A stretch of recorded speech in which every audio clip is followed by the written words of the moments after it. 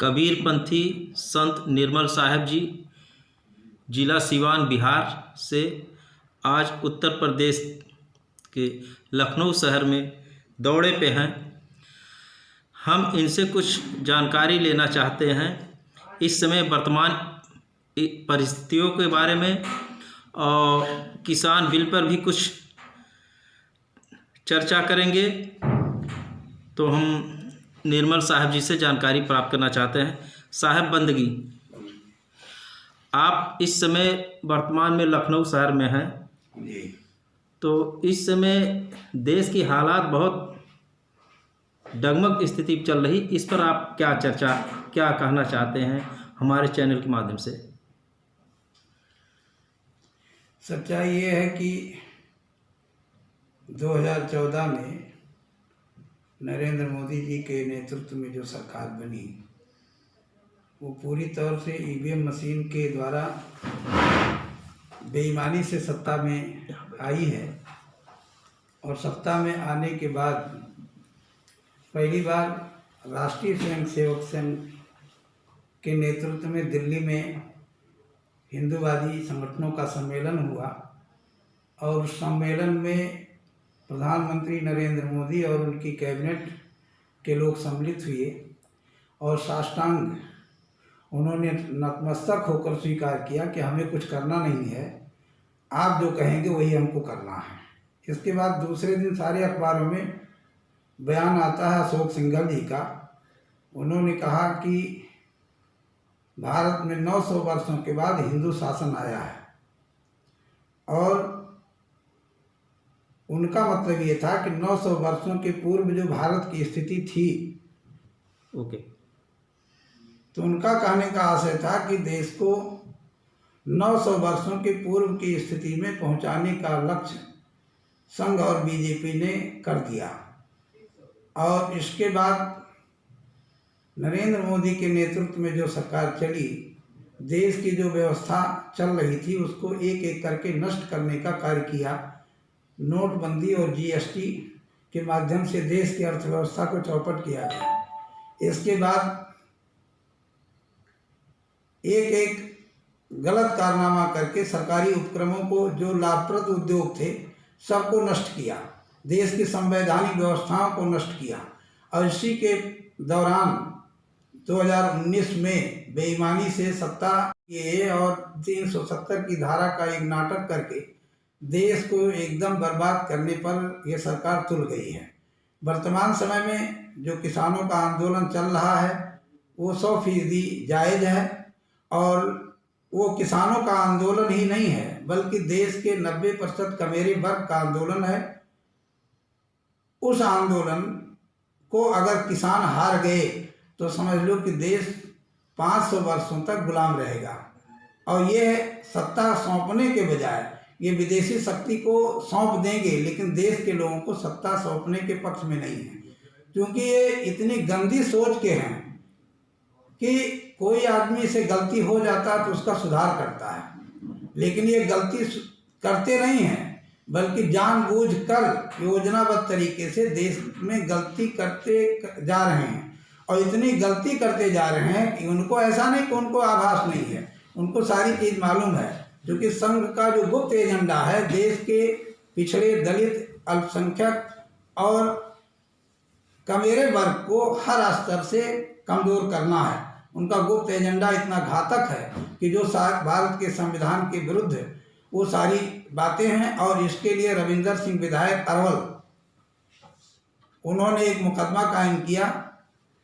जो चिट्ठी उनको गोपनीय पत्र मिला, और वो उस समय रामविलास पासवान जी केंद्र में मंत्री थे, और 1994 में वो न्याय चक्र में उन्होंने निकाला था, उस न्याय चक्र में पूरा दिया था। इसके बाद फिर जब उन्होंने मुकदमा हाई कोर्ट पटना में कायम किया तो हाई कोर्ट ने उसको खारिज कर दिया। इसके बाद पूरी तैयारी करके जब सुप्रीम कोर्ट में ले गए, वहाँ पे दायर हुआ, तो सुप्रीम कोर्ट को अगर उसको सुनना नहीं था, उसको खारिज कर देना चाहिए था। लेकिन 2 घंटे पूरी बहस होने के बावजूद इसका जवाब सुप्रीम कोर्ट के पास नहीं था।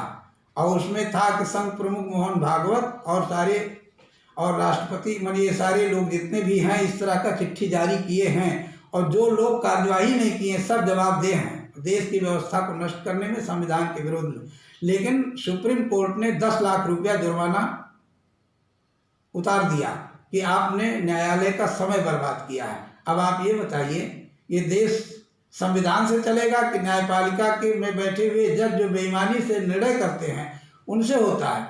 और एक उदाहरण हम आपको देंगे कि मुजफ्फरपुर में, बिहार के मुजफ्फरपुर जिले में बालिका कांड को लेकर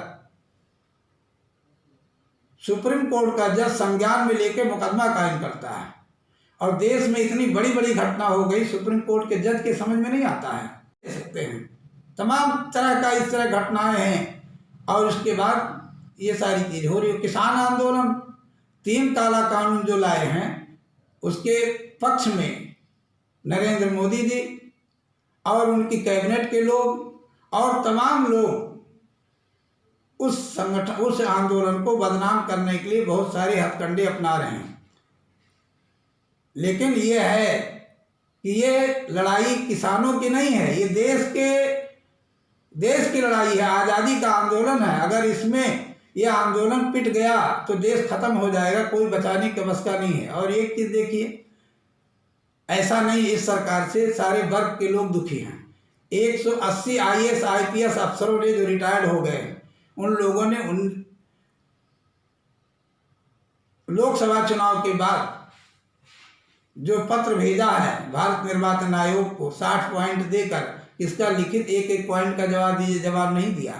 फिर उसके बाद 23 राजनीतिक दल मिलकर भारत निर्वाचन आयोग से शिकायत करने के लिए गए, वो मिलने से इनकार किया, और भारत का सर्वोच्च न्यायालय भी पिटीशन दाखिल करने, स्वीकार करने से इनकार कर दिया। अब आप बताइए देश कहाँ जा रहा है?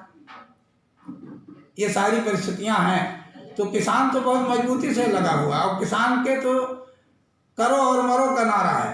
किसान अगर आंदोलन को खत्म कर दिया तो खत्म हो जाएगा, वो नहीं, उसकी 7 पीढ़ियों तक वो चैन से नहीं रह सकते। और ये साथ ही साथ ये बिल जो कानून पास किए हैं, ये बेईमानी से पास किए। राज्यसभा में इनका सदस्य बहुमत नहीं था, जबरदस्ती पास कर दिया, और राष्ट्रपति ऐसा बन गया है जो खाली बिना चर्चा हुए, बिना पास हुए पहले ही बिल पर दस्तखत कर देता है।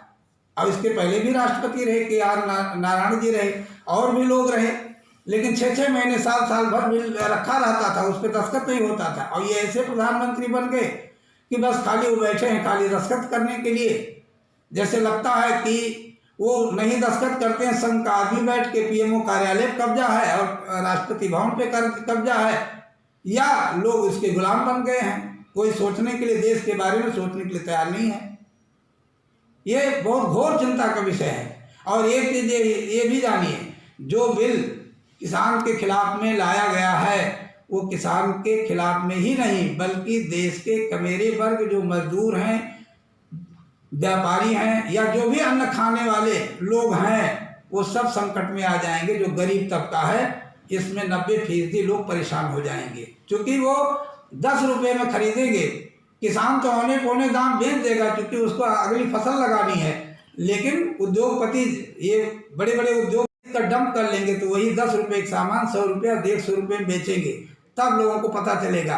अभी 3 रुपया 2 रुपया किलो गेहूं और चावल जो मिल रहा है, ये सरकार एक बैग बंद करेगी, तब सब भूखों मरेंगे, चिल्ला चिल्ला के मर जाएंगे, किसी का कोई रास्ता नहीं मिलेगा।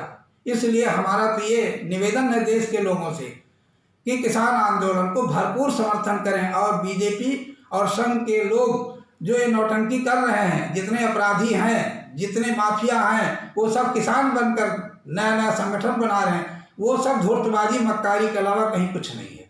इसलिए इनके काले कारनामों को समझिए। और वैसे तो एक चीज है, मोदी सरकार ने 6.5 साल के अंदर किसी वर्ग को बख्शा नहीं है, चाहे महिला हो, चाहे नौजवान हो, चाहे मजदूर हो, चाहे व्यापारी हो, कोई उससे बचा नहीं है, सबको उसने धोखा दिया है।